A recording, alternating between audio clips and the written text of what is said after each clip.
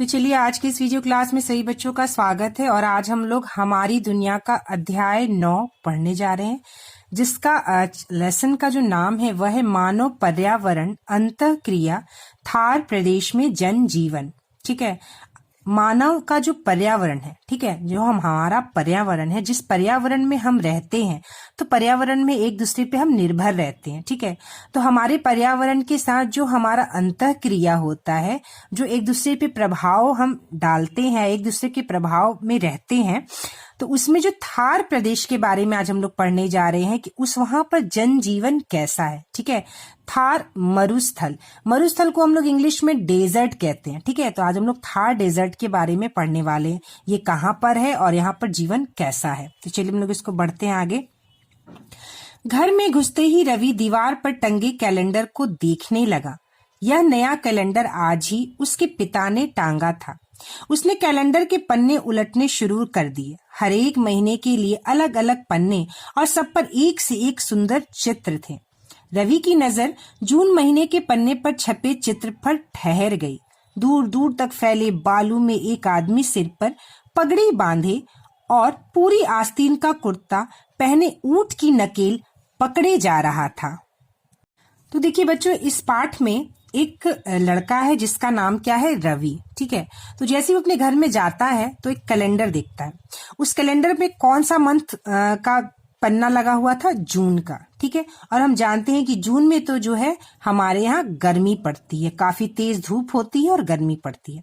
लेकिन उस चित्र में एक जून का जो उसने महीने का जो अपना कैलेंडर देखा, उस पर एक चित्र बनी हुई थी। उस चित्र में दूर दूर तक बालू था और वहां एक आदमी है जो क्या किया बच्चों, सर पर पगड़ी बांधे है और पूरी आस्तीन मतलब पूरा बाजू का उसने कुर्ता पहना है और ऊंट की नकेल पकड़े जा रहा था।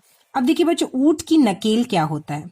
देखिए बच्चों, जो ऊंट की नाक होती है उसमें 2 छेद होते हैं। ठीक है, तो ऊंट की नाक में क्या करते हैं कि उसमें रस्सी बंधी हुई होती है। ठीक है, ऊंट की नाक से रस्सी को बांधते हुए वो अपने हाथ में आदमी पकड़ते हैं और ऊंट पर जो है वो नियंत्रण करते हैं। ठीक है, ऊंट को चलाने में नियंत्रण करते हैं उस रस्सी के द्वारा। उसी को कहते हैं ऊंट की नकेल पकड़े जा रहा था। तो उसके नाक में जो रस्सी लगी हुई थी ऊंट की, वह पकड़कर और ऊंट के साथ वह खड़ा था और उस चित्र को उस रवि ने देखा। ठीक है, तो वह तस्वीर उसे बहुत सुंदर लगी, लेकिन एक बात समझ में नहीं आई। उसने अपनी माँ से सवाल किया, माँ, जून के महीने में तो गर्मी पड़ती है, लेकिन इस तस्वीर में यह आदमी भरी दोपहरी में ऊंट लेकर बालू में चला जा रहा है। उसने इतने अधिक कपड़े पहने हैं, इसे तो और भी गर्मी लगती होगी। हम लोग तो गर्मी के मौसम में कम कपड़े पहनते हैं। अब देखो बच्चों, जो कैलेंडर होता है वो महीने के हिसाब से जैसा मौसम होता है उसके हिसाब से उसमें तस्वीर दी हुई रहती है। ठीक है, तो उस तस्वीर को देख के उस बच्चे ने सवाल पूछा अपने माँ से कि माँ, जून में तो बहुत गर्मी होती है और इस गर्मी में ये आदमी पगड़ी पहना है, पूरा कुर्ता का कपड़ा पहना है, ऐसा क्यों है? और उसने माँ से ऐसे ऐसे प्रश्न करने शुरू किए।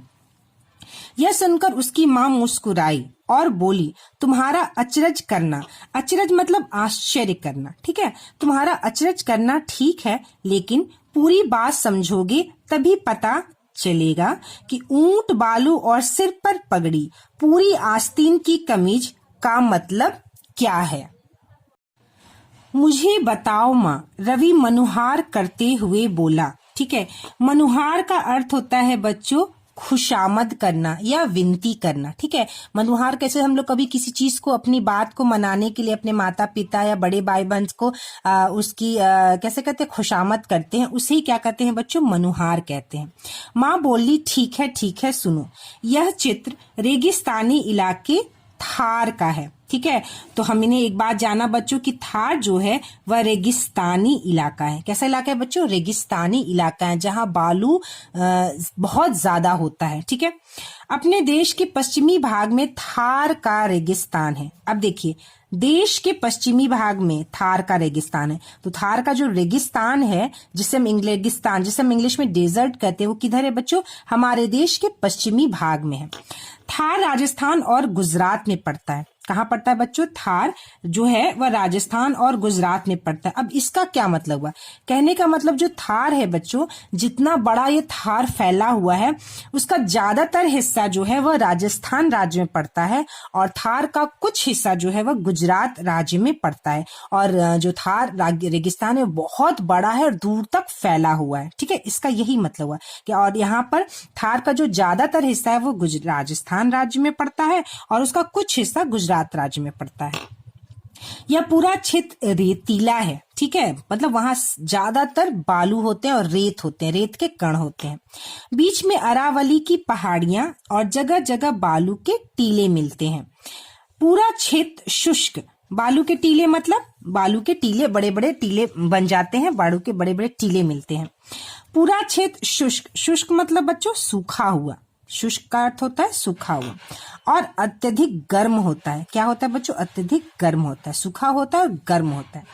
दिन के समय आंधियां चलती रहती हैं और बालू के कण उड़ते रहते हैं, लेकिन रात होते ही क्या होता है बच्चों? रात होते ही तापमान में कमी आ जाती है। मतलब कि सुबह में तो बहुत गर्म होता है लेकिन रात में तापमान में कमी आती है, थोड़ा सा ये ठंडा हो जाता है और पूरा इलाका ठंडा हो जाता है। ठीक है, इस इलाके में औसत वर्षा साल भर में मात्र 25 सेंटीमीटर ही होती है, मतलब बारिश बहुत कम होती है। ठीक है, तो देखिए बच्चों यहाँ पर भारत का मानचित्र दिया हुआ है और यहाँ पे थार मरुस्थल की स्थिति दर्शाई गई है। ठीक है, तो यहाँ यह जो एरिया है, यह जो ब्लैक कलर का डॉट दिख रहा है, यह थार मरुस्थल की स्थिति को दर्शा रहा है। और जो यह छोटा सा एरिया भारत का जो नक्शे में यहाँ पर छोटा सा एरिया है, यह देखिए इसको बड़े य में यहाँ पर दर्शाया गया है। ठीक है, तो थार मरुस्थल में बीकानेर, जैसलमेर, जोधपुर, बाड़मेर, ये जो है सारी जो है जगह दिख पड़ते हैं। ठीक है, तो चलिए हम लोग इसमें आगे बढ़ते हैं। इसके बाद रवि ने बोला, माँ तब तो पेड़ पौधे भी नहीं होते होंगे? रवि ने पूछा। होते हैं लेकिन हमारे यहाँ जितने नहीं। मतलब वहां पेड़ पौधे कैसा होता है बच्चों? बहुत कम होता है। कम वर्षा और बालू के कारण यहाँ कटीली झाड़ियां, कीकर, बबूल, खजूर, खेजड़ी, ज्वार, पाठा, नागफनी जैसे वनस्पतियां ही होती हैं, क्योंकि ये कम जल में ही उग सकती हैं। तो देखिए बच्चों वहां पे वर्षा बहुत कम होती है और वहां के हिसाब से जो ये कीकर, बबूल, खजूर, खेजड़ी, ज्वार, पाठा, नागफनी जैसे पेड़ पौधे ही पनपते हैं और उगते हैं, क्योंकि इनको बहुत कम पानी की आवश्यकता होती है। इन वनस्पतियों की पत्तियां चिकनी, छोटी और मोटी होती हैं और तने कांटेदार होते हैं। तने कैसे होते हैं बच्चों? कांटेदार होते हैं। जड़ें भी गहरी होती हैं। जड़ें कैसी होती हैं बच्चों? गहरी।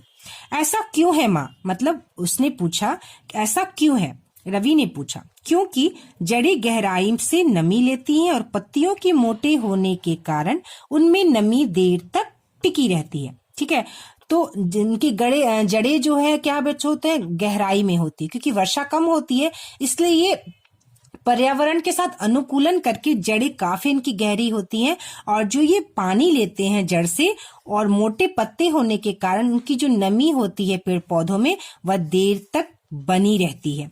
पेड़ पौधे की सारी प्रक्रियाएं वातावरण से अनुकूलन के उदाहरण है, माँ बोली। वातावरण से किसके उदाहरण है बच्चों? अनुकूलन के, क्योंकि वहां पर वर्षा कम होती है, सूखा प्रदेश है, तो वहां पेड़ पौधे कम होते हैं और ऐसे ही पेड़ पौधे होते हैं जो जिनकी जड़ें काफी नीचे तक होती ताकि वो जमीन से पानी को ले सके और उनके मोटे मोटे पत्ते होते हैं तो उनमें जो नमी होती है वह ज्यादा देर तक टिकी रहती है। ठीक है, देखिए यहाँ पे दिया हुआ है रेगिस्तान। यह एक शुष्क प्रदेश है जिसकी विशेषताएं अत्यधिक उच्च या निम्न तापमान एवं विरल वनस्पति है। ठीक है, मतलब बहुत कम वनस्पति है। ठीक है, चलिए हम लोग आगे देखते हैं इस अध्याय में क्या पढ़ना है। रवि ने बोला, माँ तब तो यहाँ हमारे तरह धान की फसलें भी नहीं होती होंगी? रवि ने पूछा। हाँ, यहाँ धरती में बालू युक्त मिट्टी पाई जाती है जिसे स्थानीय भाषा में रेतीली मिट्टी कहा जाता है। कौन सी मिट्टी कहा जाता है बच्चों? रेतीली मिट्टी, क्योंकि उस मिट्टी में ज्यादातर रेत के कण होते हैं। बालू के टिब्बे यहाँ खूब मिलते हैं। अब देखिए बच्चों, बालू के टिब्बे किसे कहते हैं? मतलब कि जब वहां हवा चलती है, तेज आंधी चलती है, तो बालू एक जगह इकट्ठा होते जाते और बालू के पहाड़ के रूप में दिखाई देता है। किस रूप में दिखाई देता है बच्चों? बालू का पहाड़। उसी को क्या कहा जाता है? बालू के टिब्बे कहा जाता है। यहाँ के लोग बाजरा, जौ, जई जैसे मोटे अनाज की खेती करते हैं। जहाँ सिंचाई की सुविधा है वहाँ गेहूं, दलहन, मक्का एवं सब्जियां की खेती करते हैं। ठीक है, तो जहाँ बालू ज्यादा है वहाँ किस तरह का बच्चों? बाजरा, जौ, जई जैसे मोटे अनाजों की खेती करते हैं। और जहाँ सिंचाई की सुविधा है, मतलब पानी जहाँ उपलब्ध हो जाता है, वहाँ ये लोग गेहूं, दलहन, मक्का एवं सब्जियों की खेती करते हैं। बाजरे की रोटी इनका मुख्य भोजन होता है। कौन सा भोजन होता है बच्चों? बाजरे की रोटी इनका मुख्य भोजन होता है। और ऊंट इनके यातायात एवं परिवहन का मुख्य साधन है। कौन सा है बच्चों? ऊंट। वहां ऊंट काफी यातायात के लिए, काफी सुविधा के लिए जो है परिवहन के लिए, आने जाने के लिए, मतलब एक जगह से दूसरे जगह आने जाने के लिए ऊंट का प्रयोग होता है। यहाँ के लोग भेड़ पालते हैं। कटीली झाड़ियों से ऊंटों, भेड़ों, बकरियों को भोजन मिल जाता है और बदले में ये दूध, मांस, चमड़ा देते हैं। यहाँ के लोग ऊँटनी के दूध का उपयोग करते हैं। किसके दूध का बच्चों? ऊँटनी के दूध का। ठीक है, ऊँटनी के दूध का प्रयोग करते हैं।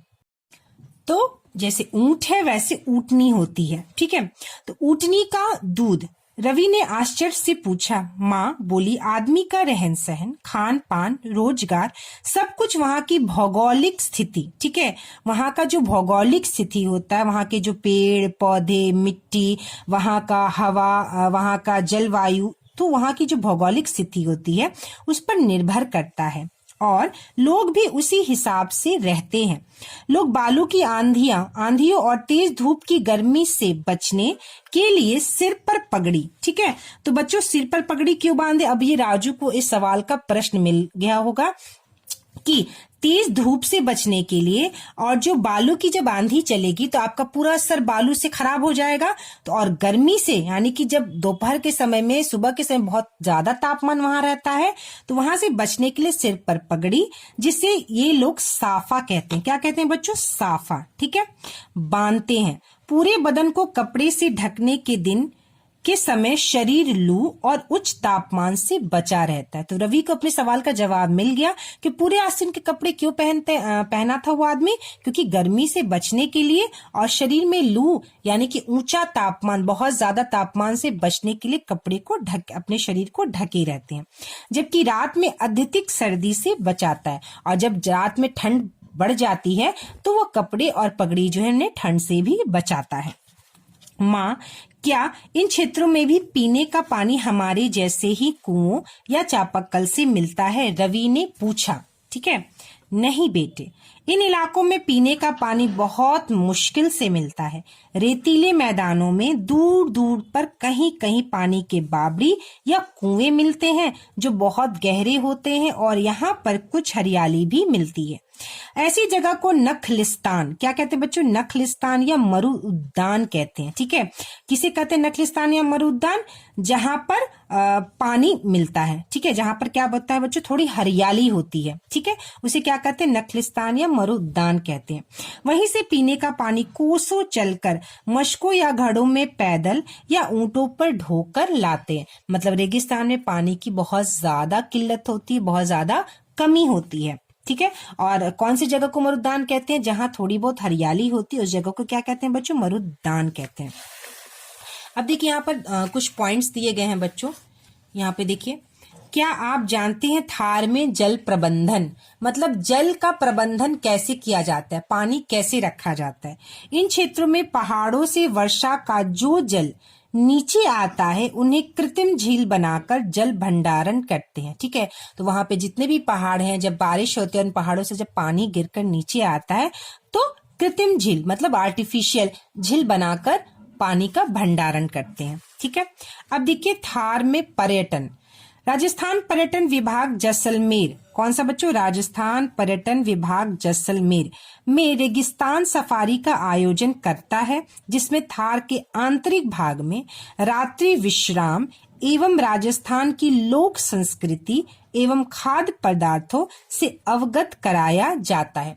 तो यहाँ का जो पर्यटन होता है, यहाँ जब लोग घूमने जाते हैं तो पूरे रेगिस्तान की सफारी मतलब सैर कराते हैं और रात में उनके सोने के लिए जगह और राजस्थान की जो लोक संस्कृति, वहाँ की जो संस्कृति है उसके बारे में अवगत कराया जाता है, मतलब बताया जाता है। ठीक है, तो चलिए अब हम लोग आगे बढ़ते हैं। मालूम है जैसलमेर जिले में तो पिछले कई सालों से वर्षा न के बराबर हुई है, इसलिए यहाँ के लोग पानी का उपयोग बहुत ही सावधानी से करते हैं। यहाँ रेल के टैंकर से पानी पहुंचाया जाता है। किससे पहुंचाया जाता है बच्चों? रेल के टैंकर से, क्योंकि पानी यहाँ पर नहीं के बराबर है।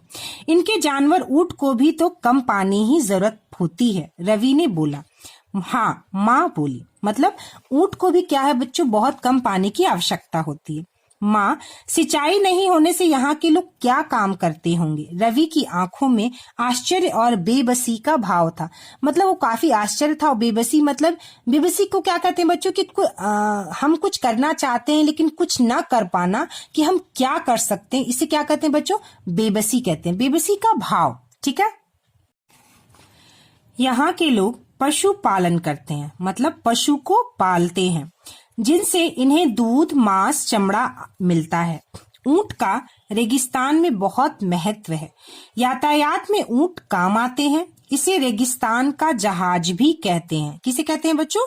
ऊंट को क्या कहते हैं? रेगिस्तान का जहाज, क्योंकि ऊंट सबसे ज्यादा यातायात में काम आता है, आने जाने में काम आता है। इनके बालों से कंबल, रजाई, कालीन भी बनते हैं। किसके बाल से? ऊंट के बाल से। इनके कुटीर उद्योग हैं, मतलब छोटे छोटे उद्योग हैं। जब बालू की आंधियां चलती हैं तो ऊंट की ओट में ये छिप जाते हैं। थार प्रदेश में जिप्सम, संगमरमर, छींटदार इमारती पत्थर, लिग्नाइट, कोयला, तांबा, अभ्रक, नमक इत्यादि मिलता है। तो ये सारी चीजें जो हैं बच्चों कहाँ मिलती हैं? थार प्रदेश में पाया जाता है। संगमरमर एवं लाख की मूर्तियां, चूड़ियां, हाथी के दांत के वस्तुओं की नक्काशी, कपड़ों की रंगाई और छपाई इनका मुख्य व्यवसाय है, मतलब उनका वही बिजनेस है। तो यहाँ खेती नहीं होती है, ज्यादा बारिश नहीं होती है, हरियाली नहीं है और दूसरे व्यवसाय नहीं होते हैं। यहाँ पे मेन क्या होता है बच्चों? ऊंट से काम लिया जाता है। ऊंट का सबसे ज्यादा प्रयोग किया जाता है यातायात में।